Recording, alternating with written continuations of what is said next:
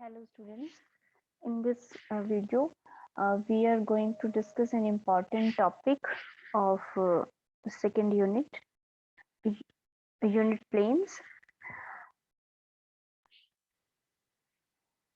तो सबसे पहले हम ये देखेंगे कि यूनिट प्लेन्स होते क्या हैं और फिर उसके बाद में यूनिट प्लेन्स का जो डिस्टेंस है हमारे किसी भी ऑप्टिकल सिस्टम से, वो डिस्टेंस हम मैट्रिक्स मेथड की हेल्प से डिराइव करके दिखाएंगे कि कहाँ एग्जिस्ट करते हैं यूनिट प्लेन्स किसी ऑप्टिकल सिस्टम में। ठीक है, तो सबसे पहले हम देख रहे हैं कि व्हाट इज यूनिट प्लेन्स। तो जो यूनिट प्लेन्स होते हैं ये दो प्लेन्स होते हैं हमारे, एक तो ऑब्जेक्ट प्लेन में एग्जिस्ट करता है और दूसरा इमेज प्लेन में एग्जिस्ट करता है। अब जैसे हमने सिचुएशन ली थी कि कोई ऑप्टिकल सिस्टम है, दो स्फेरिकल रिफ्रैक्टिंग सरफेसेस से मिलके कोई ऑप्टिकल सिस्टम बना हुआ है। हमने एक ऑब्जेक्ट प्लेस की है फर्स्ट रिफ्रैक्टिंग सरफेस से लेफ्ट साइड में, तो हम कह रहे थे कि जहां हमने ऑब्जेक्ट प्लेस की है वहां पे जो भी प्लेन एग्जिस्ट कर रहा है उसका हमने नाम दिया था कि ये हमारा ऑब्जेक्ट प्लेन है। और इसी तरह से फाइनल जो हमारी इमेज फॉर्म हो रही थी, वो इमेज जहां पर फॉर्म होती है, जिस भी प्लेन में फॉर्म होती है, उसको हमने कहा था इमेज प्लेन। ठीक है, तो एक यूनिट प्लेन ऑब्जेक्ट प्लेन में होता है और एक यूनिट प्लेन इमेज प्लेन में होता है। एक ऐसा प्लेन जो कि एक स्पेसिफिक कंडीशन को सेटिस्फाई करता हो, और वो कंडीशन क्या होती है? Lateral magnification is unity and positive. Unit plane के लिए लेटरल मैग्निफिकेशन की जो वैल्यू होती है, उसकी जो वैल्यू आती है वो किसके बराबर होती है? आपकी यूनिटी के बराबर होती है। तो वो यूनिटी तो होती है, साथ में क्या होती है? पॉजिटिव भी होती है, मतलब कि +1 उसकी वैल्यू होती है। मैग्निफिकेशन हमें पता है, लेटरल का मतलब जैसे वर्टिकल, लेटरल डायरेक्शन जैसे आप कहते हो, तो हम वो वर्टिकल डायरेक्शन की बात कर रहे हैं। हमारा जो भी प्रिंसिपल एक्सिस होती है उसे हम ऐसे हॉरिजॉन्टल लेते हैं, तो प्रिंसिपल एक्सिस के परपेंडिकुलर डायरेक्शन की हम बात कर रहे हैं, जिस डायरेक्शन में हम प्लेन्स लेते हैं, ऑब्जेक्ट प्लेन या फिर इमेज प्लेन। तो इसका मतलब क्या है कि हम हाइट्स की बात कर रहे हैं, प्रिंसिपल एक्सिस से किसी पर्टिकुलर हाइट की हम बात कर रहे हैं। और जब हम मैग्निफिकेशन लिखते हैं तो मैग्निफिकेशन का फॉर्मूला क्या होता है आपका? जहां कहीं भी आपकी ऑब्जेक्ट है उसकी हाइट प्रिंसिपल एक्सिस से या ऑप्टिक एक्सिस से, और जहां हमारी इमेज फॉर्म हो रही है उसकी हाइट अगर हमें पता है, तो height of image divided by height of object अगर हम कैलकुलेट करते हैं, उसी को ही हम क्या कहते हैं? मैग्निफिकेशन कहते हैं। तो वही जो वैल्यू है, height of image divided by height of object, वो किसके बराबर होनी चाहिए? आपकी +1 के बराबर होनी चाहिए। इसका क्या मतलब है? जैसे अभी जो हमारा डायग्राम है यहाँ पे सिस्टम का, वो इस तरह से है। ये कोई ऑप्टिकल सिस्टम है और इस ऑप्टिकल सिस्टम में ऑब्जेक्ट प्लेन हमने लिया है। मान लीजिए ये जो फर्स्ट लाइन है, ये जहां से पास हो रही है, मान लेते हैं कि वो हमारा ऑब्जेक्ट प्लेन है, और ये लास्ट वाली लाइन किसको रिप्रेजेंट कर रही है? इमेज प्लेन को रिप्रेजेंट कर रही है।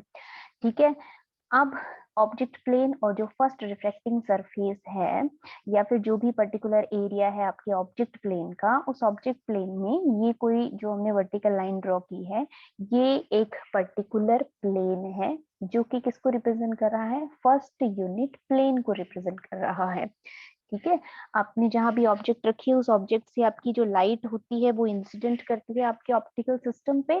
तो जो भी इंसिडेंट लाइट है, वो इंसिडेंट लाइट मान लेते हैं कि किसी हाइट पर फर्स्ट यूनिट प्लेन को क्रॉस करके जा रही है।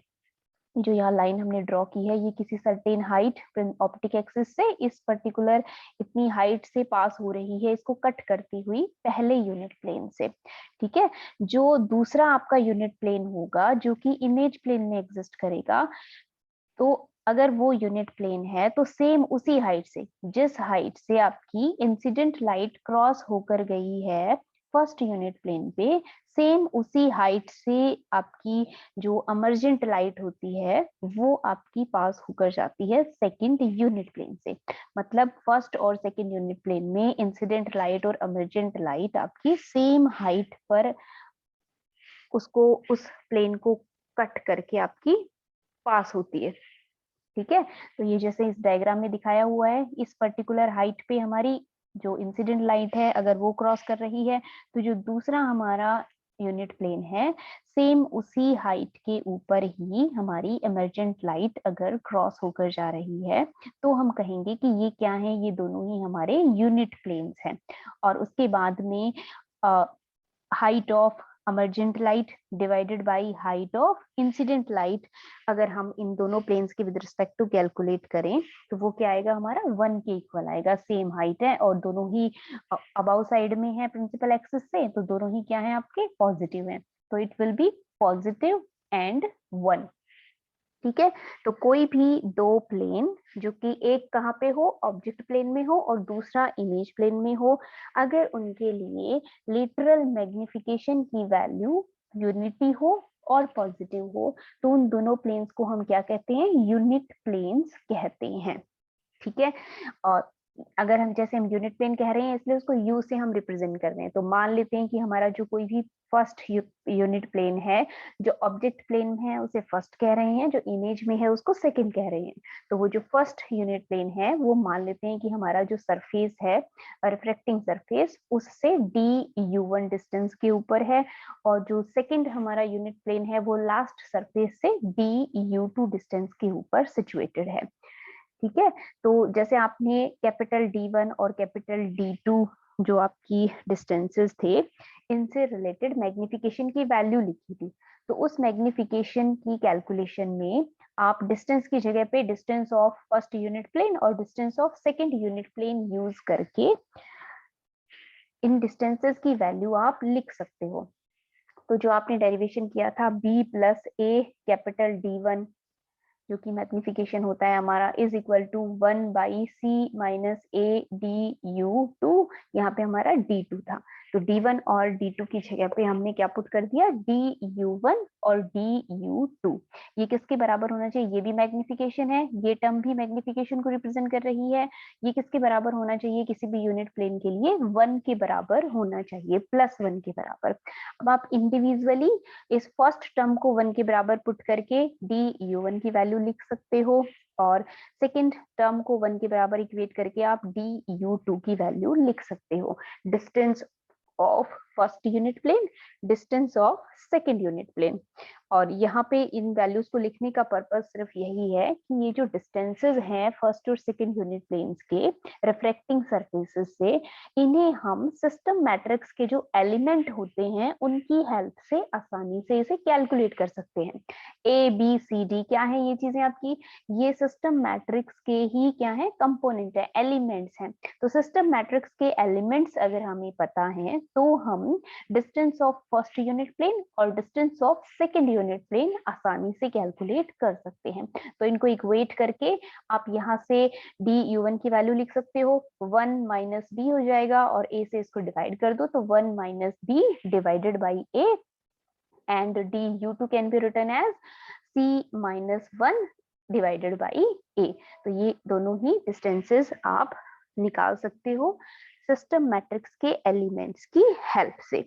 ठीक है, और दूसरी बात, हम क्यों पढ़ रहे हैं यूनिट प्लेन्स को, तो जो आपके वेरियस डिस्टेंसेस होते हैं, डिस्टेंस ऑफ ऑब्जेक्ट कहाँ रखी है, ऑब्जेक्ट हमने रिफ्लेक्टिंग सरफेस से कहाँ हमारी इमेज बन रही है हमारे लास्ट रिफ्लेक्टिंग सरफेस से, तो ये जो डिस्टेंसेस होते हैं वो डिस्टेंसेस हमारा अगर हम कहाँ से लेते हैं, यूनिट प्लेन्स जहाँ सिचुएटेड है उससे अगर हम ये डिस्टेंसेस मेजर करते हैं तो it will be more convenient to take distances from unit planes.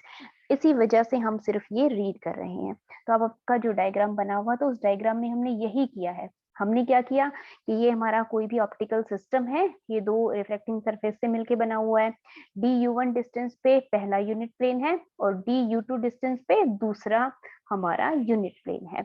अब उसके बाद हमारी जहाँ ऑब्जेक्ट रखी हुई है उस डिस्टेंस को हम कहाँ कैसे लेते हैं, u से लेते हैं, तो वो डिस्टेंस हमने कहाँ से ले लिया, पहले यूनिट प्लेन से ऑब्जेक्ट प्लेन या ऑब्जेक्ट जहाँ पर सिचुएटेड है उसका डिस्टेंस हमने मान लिया u, और सेकंड जो हमारा यूनिट प्लेन है उससे जहां कहीं भी हमारी इमेज बन रही है उसका डिस्टेंस हमने किससे ले लिया, v से मार्क कर दिया। ठीक है, और दूसरी चीज जो आपने D1 और D2 लिए थे डिस्टेंसेस, वो आप बिल्कुल उसी तरह से लोगे। जो हमारा फर्स्ट रिफ्लेक्टिंग सरफेस है, उससे हमारा ऑब्जेक्ट जहां सिचुएटेड है उसको मैंने D1 से ही लिखा है, और सेकेंड जहां कहीं भी हमारी इमेज बन रही थी लास्ट रिफ्लेक्टिंग सरफेस से, उसका जो डिस्टेंस है उसको मैं किससे लिख रही हूँ, कैपिटल D2 से ही लिख रही हूँ।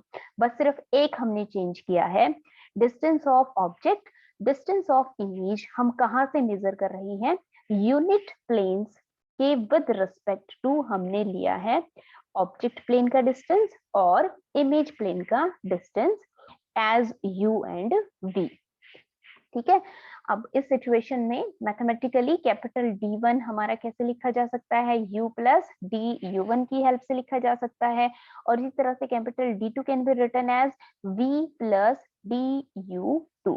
ठीक है, अब आप यहाँ पे du1 और du2 की जो आपने मैट्रिक्स एलिमेंट्स की हेल्प से वैल्यू लिखी है उसे पुट कर दीजिए। d1 can be written as u plus 1 minus b divided by a, du1 की वैल्यू लिख दी हमने, और d2 can be written as v plus c minus 1 divided by a। ठीक है, अब यहाँ हमने d1 और d2 की वैल्यूज निकाल ली। ठीक, अब हमने एक रिलेशन पढ़ी थी d1 और d2 के बीच में, वो रिलेशन अब हम क्या करेंगे, डायरेक्ट यूज करेंगे, using relation between d1 and d2। तो आप यहाँ पे ये नहीं लिखेंगे अप्लाइंग इक्वेशन 4.46, हम लिखेंगे using relation between d1 and d2, and that relation is, ये रिलेशन जो यहाँ लिखी हुई है ये है वो relation, b d2 minus d plus a d1 d2 minus c into d1 is equal to 0। ये रिलेशन थी हमारी। इस रिलेशन में हम क्या करेंगे, d1 और d2 की वैल्यूज पुट करने वाले हैं। तो d1 और d2 की वैल्यू पुट करने से पहले हम क्या करते हैं, इसको थोड़ा सा सॉल्व कर लेते हैं। एक तरफ d2 की वैल्यू कर देते हैं, d2 कर देते हैं एक तरफ, और दूसरी तरफ जो एक्सप्रेशन बचती है उसमें d1 कर देते हैं। इसको करने के लिए हमने क्या क्या किया, देखिए ये जो फर्स्ट टर्म है इसमें d2 आ रहा है, और जो थर्ड टर्म है इसमें d2 आ रहा है, इन दोनों टर्म्स में से हमने d2 को कॉमन निकाल लिया। तो ब्रैकेट में क्या आ जाएगा, यहाँ से b और यहाँ से a d1 आ जाएगा। इसके अलावा जो टर्म्स थी d और c d1, इसको हम राइट साइड में लेके चले गए, d प्लस c d1। ठीक है, again it can be written as d2 is equal to d plus c d1 divided by b plus a d1। ठीक है, अब इस एक्सप्रेशन में d2 और d1 की वैल्यूज आप पुट कर दीजिए जो आपने ऊपर लिखी थी। ठीक है, तो वो वैल्यूज हम यहाँ पे पुट कर देंगे। तो क्या होता है हमारा वैल्यूज पुट करने के बाद, d2 जो हमने ऊपर लिखा है v प्लस डी u2 था ना, उसकी वैल्यू लिख दी यहाँ पे v plus c minus 1 divided by a, और दूसरी तरफ d प्लस c, इसके ब्रैकेट में आप d1 की वैल्यू लिखोगे, और बिल्कुल इसी तरह ही जो इसके डिनोमिनेटर में है v प्लस a d1, वहां पे भी हम d1 की वैल्यू पुट कर देंगे। ठीक, अब क्या करना है आपने, लेफ्ट हैंड साइड में तो आपने सिर्फ v रख लेना है, और बाकी जो भी आपकी ये a b c d वाली टर्म्स है इन सबको हम राइट साइड में लेके जाएंगे, और इसको हम सॉल्व करेंगे सिंपल एलसीएम लेके। तो दोनों टर्म्स का एलसीएम लेने से पहले हमारा जो डिनोमिनेटर और न्यूमरेटर है, इसमें देखिए इसमें भी हम एलसीएम लेके सॉल्व कर सकते हैं इसको।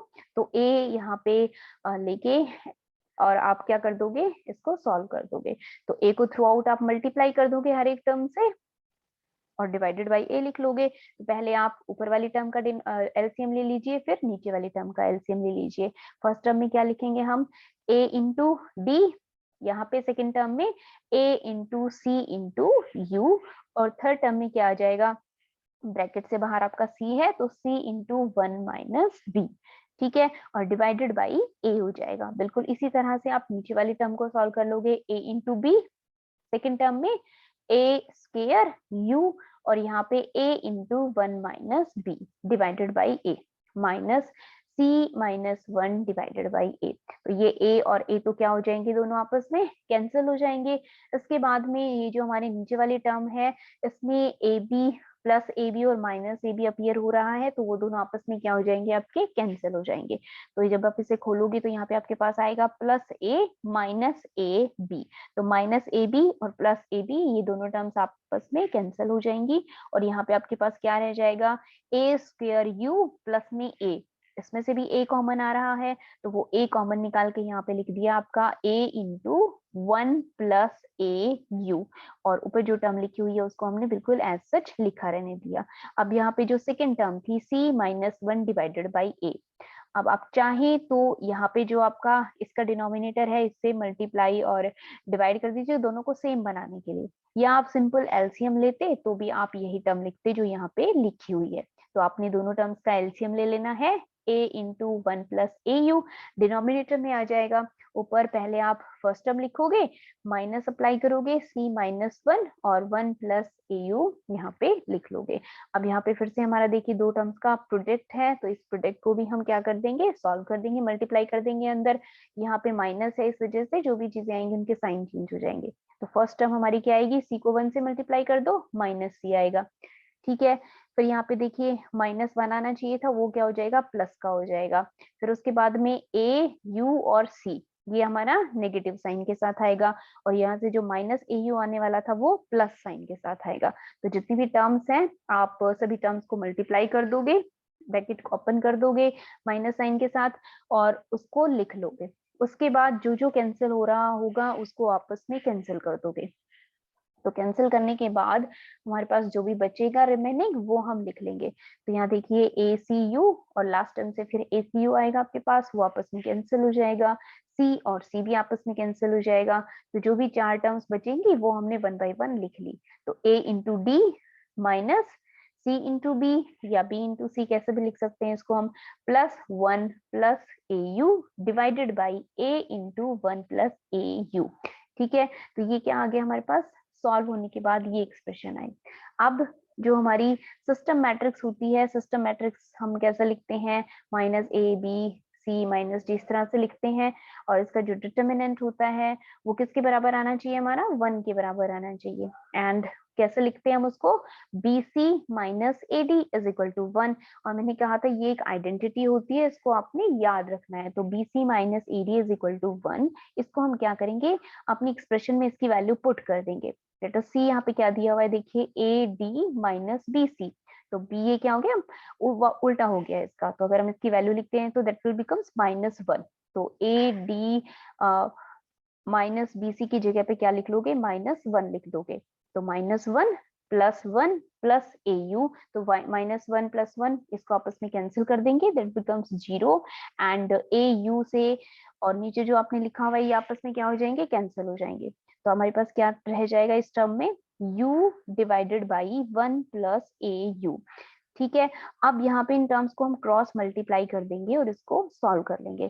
तो v into 1 plus A U is equal to u, ठीक है। अब v को अंदर मल्टीप्लाई कर दीजिए ब्रैकेट में, that will becomes v plus V A U is equal to u, ठीक है।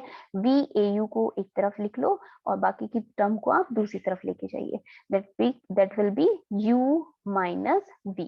तो u माइनस v, और ए यू वी आप लिखना चाहो तो बिल्कुल वैसे लिख दीजिए, बाकी आप क्या कर दीजिए, थ्रू आउट उसको किससे डिवाइड कर दीजिए, u इंटू वी से डिवाइड कर दीजिए। तो u divided by u v होगा, minus v divided by u v होगा, और ये जो हमारी टर्म थी ए यू वी उसको भी हम किससे डिवाइड करेंगे, यू वी से डिवाइड करेंगे, तो वहां पे क्या रह जाएगा, ए रह जाएगा, ठीक। अब जो कैंसिल हो रहा है फिर से अगेन हम ऊपर नीचे कैंसिल कर देंगे, और कैंसिल करने के बाद फर्स्ट टर्म हमारी हो जाएगी 1 by we minus 1 by you is equal to a, ठीक है।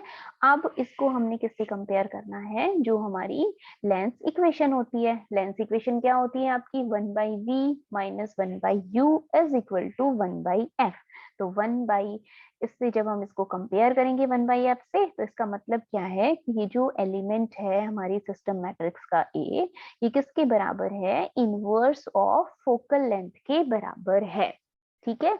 लेकिन किस सिचुएशन में, जब डिस्टेंसेस हम कहाँ से मेजर करें, यूनिट प्लेन्स से मेजर करें, उस सिचुएशन में element A in the system matrix represents the reciprocal of focal length of the system, ठीक है। तो ये मैंने आपको बताया था कि a is equal to 1 by F होता है, लेकिन वो कब होता है, वो इस स्पेशल सिचुएशन में ही 1 बाई एफ के बराबर होता है, अगर हम डिस्टेंसेस यूनिट प्लेन्स से मेजर करें उस सिचुएशन में, ठीक है।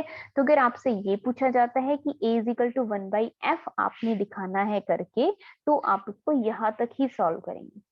ठीक है।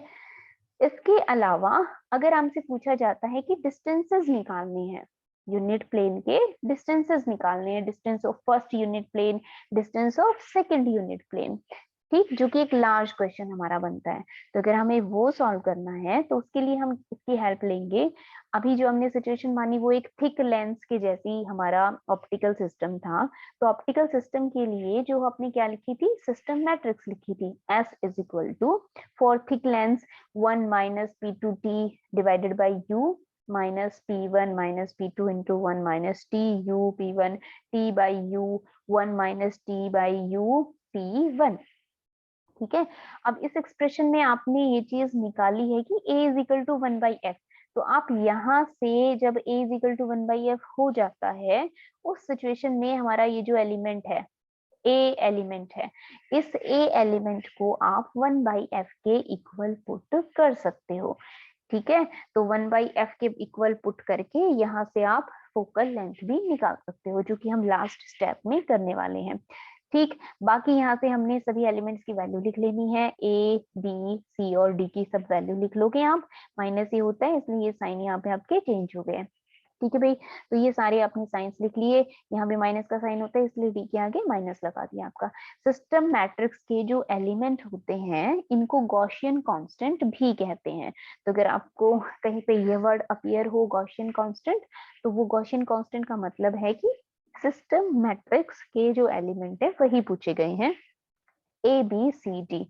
ठीक है।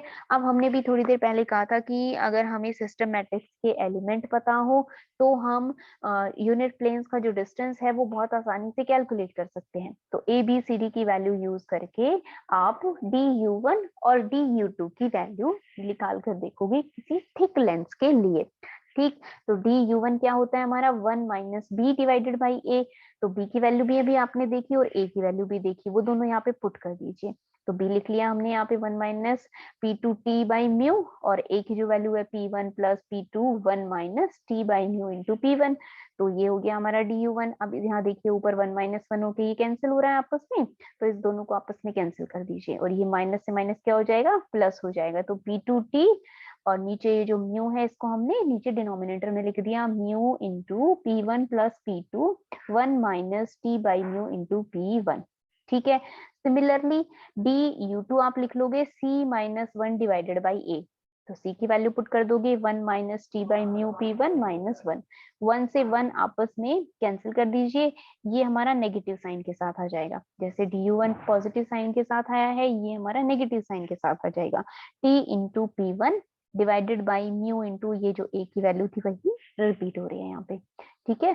तो DU1 में यहाँ पे P2 अपीयर हो रहा है और यहाँ पे P1 अपीयर हो रहा है। ठीक। अब अगर जो आपका लेंस है थिक लेंस वो कैसा हो, डबल कन्वेक्स लेंस हो। तो जो डबल कन्वेक्स लेंस है इसका मतलब क्या है, वहां पे जो आपके रेडियस ऑफ कर्वेचर होते हैं दोनों सरफेसेस के वो सेम होते हैं। या नॉर्मल जो आप कन्वेक्स लेंस लेते हो उसमें भी R1 और R2 क्या होते हैं, दोनों सेम होते हैं। ठीक है। तो R1 और R2 ये तो जनरल हमने लिया था R1 और R2। नॉर्मल केसेस में दोनों में क्या होता है आपका R ही होता है सेम R1 और R2 की जगह पे। तो आपने ये जो P1 और P2 लिखे हुए हैं, मॉड ऑफ P1 और मॉड ऑफ P2 ये दोनों क्या हो जाएंगे फिर हमारे सेम हो जाएंगे। मॉडुलस यहाँ पे हमने लगाया है, इसका मतलब क्या है, वो जो माइनस का साइन था ना वो माइनस का साइन यहाँ पे आपका प्लस बन गया है, इसलिए हमने मॉड ऑफ P1 और P2 को बराबर लिखा हुआ है। ठीक है। P1 और P2 की वैल्यूज यहाँ पे लिखी हुई हैं जो आपने पीछे कैलकुलेट की थी। सो DU1 एंड DU2 की जो वैल्यूज हैं इन्हें हम थोड़ा सा और सॉल्व करेंगे, क्योंकि हमने R1 और R2 को सेम कर दिया है। तो R1 और R2 को सेम कर दिया है तो आप यहाँ पे क्या कर दोगे, यहाँ अपने P1 और P2 दोनों क्या हो जाएंगे, आपके सेम हो जाएंगे। तो डिनोमिनेटर और न्यूमिनेटर में आपका P जहाँ अपीयर हो रहा है, P2 यहाँ पे P1 और P2 अपीयर हो रहे हैं, यहाँ पे आप P2 पुट कर दीजिए या P1 पुट कर दीजिए, कुछ भी पुट कर दीजिए आप, ये क्या हो जाएंगे आपस में कैंसिल हो जाएंगे। तो यहाँ पे P1 आप P2 यहाँ पे कॉमन निकाल लो और यहाँ पे भी कॉमन निकाल लो, तो ये आपस में कैंसिल हो जाएगा और आपके पास ऊपर रहेगा सिर्फ T और नीचे म्यू यहाँ पे कॉमन निकालने के बाद 1 बच जाएगा और यहाँ पे भी 1 बच जाएगा। 1 को अंदर मल्टीप्लाई करोगी तो फर्स्ट टर्म 1 और माइनस में टी P1 म्यू। ठीक है, ये डबल टाइम्स था इसलिए यहाँ पे P1 आपका रह गया है। ठीक है भाई, आप यहाँ पे P1 भी रख सकते थे और P2 भी रख सकते हो, दोनों में से कुछ भी रख सकते हो, लेकिन जब वैल्यू पुट करोगे तो R1 और R2 की बजाय क्या पुट करोगे, सिंपल R पुट करोगे। ठीक है, तो यहाँ पे आपने लिखा du1 is equal to t divided by mu into 1+1 minus t by mu, और P1 की जगह पे उसकी वैल्यू पुट कर दीजिए μ-1/r। अब यहाँ पे बेशक 1 minus mu divided by R put करते या μ-1 डिवाइडेड बाई आर, उस चीज का आपका कोई भी इफेक्ट नहीं पड़ेगा, क्योंकि हमने ये जो टर्म है हमारी, इस टर्म को अभी नेग्लेक्ट करना है। वो कैसे नेग्लेक्ट हम करेंगे, जो आपके कन्वेक्स लेंसेज होते हैं उनका जो रेडियस ऑफ कर्वेचर होता है वो बहुत लार्ज होता है, और जो थिकनेस होती है लेंस की वो उस रेडियस ऑफ कर्वेचर के कंपैरिजन में बहुत बहुत छोटी होती है, very very small, that t is very very smaller than capital R। तो जब आप इन दोनों का रेशियो निकालोगे t बाई r, तो ये 1 से क्या होगा, बहुत ही छोटा होगा, और ये जो हमारी पहली टर्म है ये क्या है, 2 है, तो 2 से वो क्या होगा, बहुत ही स्मॉल होगा। तो 2 के कंपैरिजन में हम इस टर्म को क्या कर सकते हैं, जो कि माइनस हो रही है, इसको नेग्लेक्ट कर सकते हैं। तो 2 माइनस ये जो टर्म है, इस टर्म को हम क्या कर देंगे, नेग्लेक्ट कर देंगे, जस्ट बिकॉज स्मॉल टी या thickness is very very less than radius of curvature. जैसे ही आप इसे नेग्लेक्ट करोगे, आपका जो एक्सप्रेशन है वो क्या बन जाएगा, T divided by 2 into mu, thickness of lens, और जो रिफ्रेक्टिव इंडेक्स है सरफेस का, उसका आपने क्या कर दिया, 2 टाइम्स, और उनका क्या निकाल दिया, रेशियो निकाल दिया। ये आ गया आपका फर्स्ट यूनिट प्लेन का डिस्टेंस। ठीक है, और सिमिलरली अगर आप du2 को सॉल्व करोगे तो वहां पे देखिए माइनस का साइन ही एक एक्स्ट्रा था, बाकी सारी चीजें सेम थी। वहां पे भी हम ये वाला टर्म, ये वाली चीज अप्लाई कर सकते हैं कि t is very very less than r, और 2 के कंपैरिजन में उसको नेग्लेक्ट कर देंगे, और वो डिस्टेंस हमारा क्या आ जाएगा, minus t divided by 2 mu. ठीक है, अब आपका जो क्वेश्चन पूछा जाएगा, उस क्वेश्चन का कितने मार्क्स का पूछा गया है, उसके बेसिस पर आप ये डिसाइड करेंगे कि आप इसको सॉल्व करके दिखाएं या फिर नहीं दिखाएं, इसको लिख लिए सिमिलरली। ठीक है, अब ये जो डिस्टेंसेस हमने निकाले हैं du1 और du2, जो पहला हमने डायग्राम बनाया था उसमें हमने क्या किया था, ये जो लास्ट में हमने डायग्राम बनाया, ये आपका एक्चुअल डायग्राम है किसी थिक लेंस के लिए। अभी जो हमारी फर्स्ट यूनिट प्लेन की डिस्टेंस है ये तो पॉजिटिव आई है, और सेकंड यूनिट प्लेन की डिस्टेंस हमारी नेगेटिव आई है। पॉजिटिव का मतलब क्या होता है, इंसिडेंस की डायरेक्शन में, तो ये लेफ्ट में नहीं हो सकता, ये कहाँ पे होगा, हमारा राइट में होगा। तो as this is positive, it means first unit plane exist in the right side of first refracting surface. तो पहले रिफ्रैक्टिंग सरफेस के राइट साइड में t डिवाइडेड बाई 2 म्यू, इस डिस्टेंस के ऊपर ये जो डॉटेड लाइन हमने ड्रॉ की है, इस डिस्टेंस पे होता है हमारा पहला यूनिट प्लेन। ठीक है, और इसी तरह से second unit plane negative sign के साथ है, इसका मतलब कि ये जो हमारा लास्ट सरफेस है इससे लेफ्ट साइड में वो प्रेजेंट है, तो वो हमारा लेफ्ट साइड में प्रेजेंट है, तो लास्ट सरफेस से, just because it is negative. ठीक है भाई, तो ये हमारा एक्चुअल सिचुएशन होता है कि हमारे जो यूनिट प्लेन्स होते हैं वो सिस्टम के अंदर एग्जिस्ट करते हैं।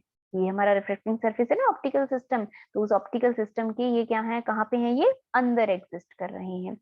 ठीक है, तो यही आपकी एक्सप्लेनेशन ऊपर लिखी हुई है। अब इसके बाद में ये जो फोकल लेंथ की कैलकुलेशन थी थिक लेंस के लिए, a is equal to 1/f, a की जो वैल्यू है P1 plus P2 1 minus T by mu into P1 और P2 की वैल्यूज यहाँ पे पुट कर दीजिए। P1 is μ-1 divided by R1, P2 is μ-1 divided by R2। यहाँ पे फिर से लिख दीजिए, ये माइनस साइन हो गया ना, μ-1 किया इसलिए ये माइनस कर दिया आपका, फिर P1 लिख लोगे μ-1 डिवाइडेड बाई R1। अब इसको ब्रैकेट में मल्टीप्लाई कर दोगे अंदर, μ-1 divided by R2, μ-1 divided by R1, μ-1 divided by R2, last term में μ-1 का स्क्वायर हो जाएगा, और नीचे क्या आ जाएगा, R1 R2 आ जाएगा, तो μ-R1 R2। ठीक, फर्स्ट दो टर्म्स जैसे हमने पहले सॉल्व की थी, ये हमारी फर्स्ट दो टर्म्स, म्यू माइनस वन इसमें कॉमन निकाल लेंगे, 1/r1 minus 1/r2, mu minus one square plus, तो ये तो आपका लेंस मेकर फॉर्मूला होता ही है पहली टर्म में जो लिखा थिन लेंस के लिए, और ये क्या हो जाएगी आपकी एक्स्ट्रा टर्म आ जाएगी थिकनेस के विद रिस्पेक्ट टू। तो this is called lens maker formula for any thick lens. ठीक है भाई, तो ये हमारा बहुत ही इंपॉर्टेंट टॉपिक है, तो इसे हमने ध्यान से करना है।